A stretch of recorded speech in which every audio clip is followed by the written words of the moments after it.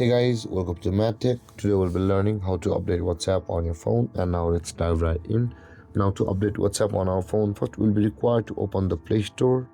And after opening a Play Store, guys, at the top of the screen, you can see there is a search bar where it says search apps.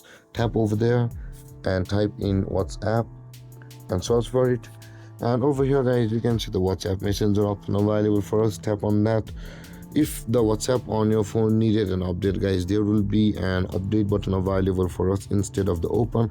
Since my WhatsApp is up to date on my phone, it says the open button, but in case if your WhatsApp requires an update, there will be an update button. Tap on that update button on your WhatsApp on the phone on this Google Play Store, and then your WhatsApp on your phone will be updated.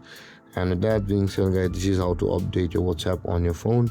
And if you have any confusions or questions regarding the topic, feel free to comment in the comment section below, and don't forget to like, subscribe and hit that bell icon for more videos. Thank you for watching, guys. Peace.